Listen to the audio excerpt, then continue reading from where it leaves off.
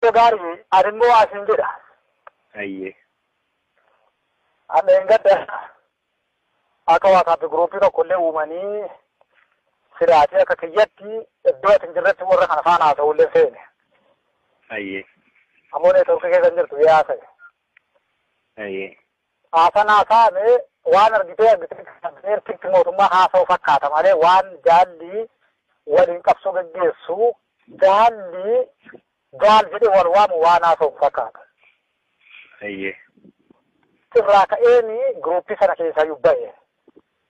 ayye Bayeeni ani bara gaafatama agartee gaafatama qabaa aangoo harkaa qabaa.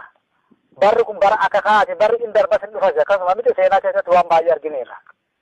dhugaa Yoo akka kanaanii waan kana haa goonu eega jennee waan waliin jennu sun ija cubbuun kan laalamu taate ani waraana akkanaa hoogganuun barbaadu gaafatamas fudhadhee iddoo kana sanyii takkana godhaa jedheetoo gaafatama akka kanaatiin deemuu hin danda'u gaafatama yoo taate gaafgammichuun jaarsinni sun neetworkii keessa hin jiru. Yooni neetworkitti deebisatti illee na dhima. Ani nama biraarra maaliif hin jedhu waraana amma jiru kanaa fi akka amma jiru kanatti waraana kana ajaja waraana kana dura deemu gaafatamni kana abbootii hogganoota waraanaa jiran hunda bilbila sinii kennaa sinin quunnamaa ofii keessanii qajeelchaa amma immoo dirqama harkaa qabaa. Dirqama sana mooraadha. Mooraa sana immoo ijoollee baddaa gammoojjii kunnoo kibba lixa walitti waamee ijoollee kana bineensa nyaachisu. Dirqama beeku yoo gallattise dirqama ijoollee kana waan nan xumuraa innaan xumure moo siniifan gabaasaa. Kanaaf waraana amma beeki waraanni keenya shiftaa qulqulluu ta'e jechuun waraana bilisummaa Oromooti. Abboo shiftaan kaayyoo qaba, shiftaan naamusa qaba, shiftaanii naannoo irratti dalagu irratti of jiraachisuuf ofiifuu jecha nama keessaa baheefuu jecha shiftaan kabajaayyuu beekta. Shiftaan kabaja naannoo keettoo kaatee keessatti dalagu keessatti shiftaa waan namtuun dalagu. Shiftaa jechuun hiiksisaayyuu warra abbootii lafaa warra nama cunqursu irratti saamicha isaan gaggeessan harkaa fuudhu jechuudha. Shiftaan hiika qaba. Waraanni bilisummaa Oromoo shiftaayyuu gahaa hin jiru. Kanaafuu ani kana keessaa harka kiyya baafadhee taa'aa jaarsallee qubanaa qabsiisii akkanaan taa'aa jedhee anaa taa'uwatu naa bilbilche. Haasaa bilbila kee irratti ani mormii tokko illee qabu gaafa sanallee sitti himeera. Garuu waan asitti himuudhaaf ka'u yaada kiyya jechuudha. Yaadi cubbuun qabu miti.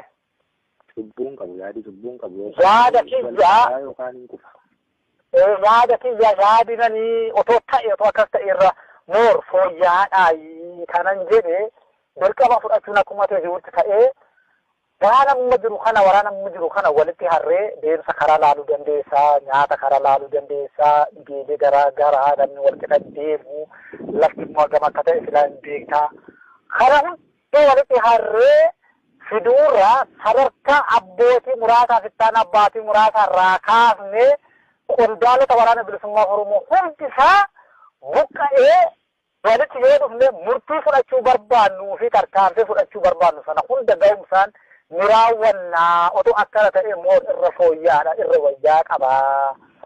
Haa jedhu sana silaatii yaada kiyya kana ammallee beeki eenyu abbaan seenaa bilbila yoo akkana isaa argite mee jaarsi naafaa bilbiluu jedhe kanan si barbaadee fi yaaduma kana kennachuudhaafanii jechuudha irra caalaa. Isa kanarra inni kun otoo irra fooyyaadha. Lachuu immoo ajaja jennaani waraana ajaja fudhatee afaana deemu hunda buqqisee bakka ajaja waraanni bilisummaa abarta hoogganni tajaajila ajajee dhufee gaafatama sin fedhu waanan gabaafadhu fi waanan dubbadhu jira yoo taate teessisee fi si fuuldura dhaabbadhee waanan jechuu qabuu fi gaafatamallee fedhu yoo ta'e si fuuldura dhaabbadhee gaafatama kana fedhu nama bakka kana bu'ee hojjetu nama itti tolchi siin jechuun moor seenaadhaafis irra anaaf bareedaa jechuudha. Alaala dhaabbanne dubbachuurra. Amma waa tokkoon sitti hima. Yaada kiyya waan tokkoon sitti hima. Waraanni bilisummaa Oromoo har'a jiru kuni keessatti hogganoota gubbaarraa kaasee agada kanaatti seera kana fi barbaadu fudhatee kan isaaf hin taane dhiisee darbuutu dhufee jechuudha amma gabaabaa. Qabsoo filattee gaggeessitutu dhufe. Filatee jechuun fakkeenyaaf amma seera iddoo isaa taatu hin fudhata filatee. Iddoo isaan taane iddoo isaan liqimsine immoo hin fida. Fakkeenya yeroo darbe kenna barannaa inni adeemsa koottaa ajaja hin deemna garga kana deemna jennaan hin deemnu jedhan. Eenyuunis waan haasaan sitti haasa'uu hin barbaadu jechuudha waan haasaan jechuudha.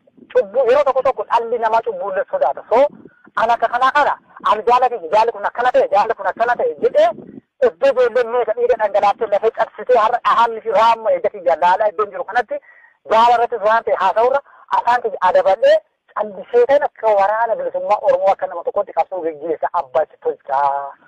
Jedhee kana kanaan jedheef immoo waraana bilisummaa Oromootu waraanummaata dallakkisee sansakka waraana dallakkisee akkuma dibaamtuyyuu akaakoon isaa waliin wallaale. Nama na jedhee nama dhiisu waliin wallaale. Jecha uummata irratti dalagamu beek uummanni Oromoo jiruuf jireenya keessan jiru keessatti Oromoo giddu galeessa amma jiru kuni inni aduunaa jiruu fi inni jidaa jiru. Sirna himuun dandeessu himuun rakkisaa jechuudha. Amma dheengadda waraana nuti sarara isaa eeggatee qaxana naasachuu bakka itti akka ilaalagame abbaa itti tolchaa jennaani waraanni bilisummaa Oromoo ati yoo barbaade gindii dhaqu maaliif eebisaa adeemuu jedhan. Eenyuun kun immoo iddoo waraanni iddoo kan jirutti waraanni tokko darbee adeemu immoo maal argine saamichaaf deemaa hannaaf deemaa nadheen nama gudeedha dubartiin hin haftu haati isaa hin haftu achitti hidhee dubbadhu hin qabu waanan jedhu hin qabu uummanni Oromoo biyya keessa biyya alaa maaloo ilmaan beeku dubartuma sin dhalee Oromoo irra dhalattanii gudeeduma biyya Oromootu dha'ee gadda dubartii Oromootu dha'ee sin dhalee jedheedha akkanatti jaala dhiyeessaa jira yoo ati waa tokko dubbatte namni si dhaga'u hin jiru.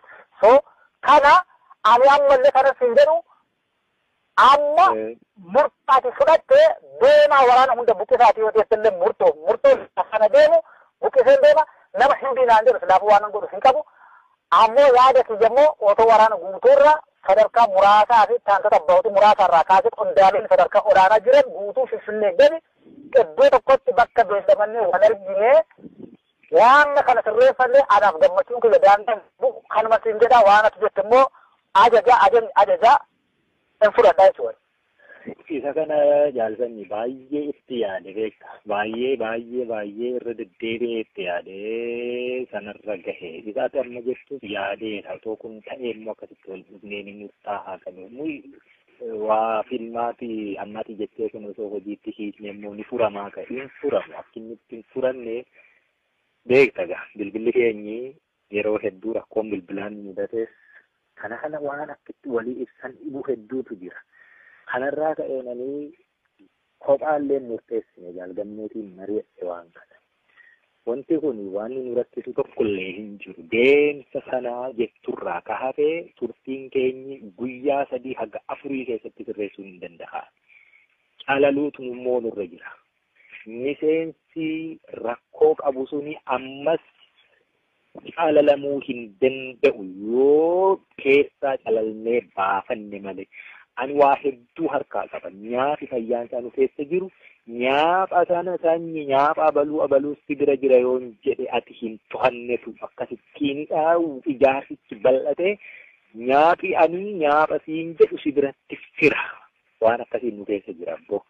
Kanaa akkitti sirratti dhibe jennaan waraanni kun qabsoottuu jirra jennee diinni kana fedha qabsoon akka dheeratu otoo ofiisaa loleen hin injifatiin uummati akka nuuf qotachuu hin danda'u aramachuu hin danda'u amma mootummaan ofiisaa waraanni isaa beeki uummata harka qabatee nagaa bultanii fayyaa ooltanii jechaa yerootti deemutti nuti immoo ammati jettu gudeera Oromoo irraa dhalattanii sadarkaa jedhamnutti yakki nuti dalagne sun uummati bor nu loluuf deema. Qabsoon hundeensaa koddaa harkaan qabnu, eelee harkaan qabnu, galaa dugdarraa hin qabnu. Galaan keenya, eeleen, koddaan wanni nyaannu dhugnu hundumsaa uummata harka jira. Kana yoo nurraa kutatee nu injifachuu danda'a. Eeboof gaachana hin barbaadi. Bajanni waraana bilisummaa Oromoo 60 kan dhiitii nama 10 yoo akka dhaabaattiin baasee qabsoo gaggeessa jette ji'a tokko bajatattiin kana gaggeessu hin qabnu. Bajata akka duriitti nu deebisanii diyaaspooraan buusee ittiin qabsoon hin baddu galman geessu rarraatee biizinasii taatee jiraattu sana. Waan akkasii umurii kiyya keessatti fixuu hin barbaadu jechuudha. Hanga umurii kiyya walakkaa keessatti dabarseera. Umurii kiyya fixxeetu qabsoon galma geessitoo ta'e haa ta'u umurii kiyya fixxees galman geessu umurii nama biraatti dabartii jechuudha dhaloota biraatti dabarti. Isa akkasiis hin barbaadu. Yoo kun hin dandahamu ta'ee nan qaanessu ani. Sabaaf hin bahee sabaaf hin taane. Kanaafuu saba irratti gufuun ta'u nan lakkisaa. Kanaaf murtiin kiyya isuma kana. Yaanni kiyya isuma kana. Kanuma irratti yoo walii gallee deemsi eegaluu qaba. Rooba dhufaa bishaantu guuta. 14 caalaa torban 3 caalaan deemamu yoo dheeraa ta'e. Kana booddee ji'a tokkoof torban 2 booddee seenaa biraa waan biraa lolli keenya sirrii. Gaarii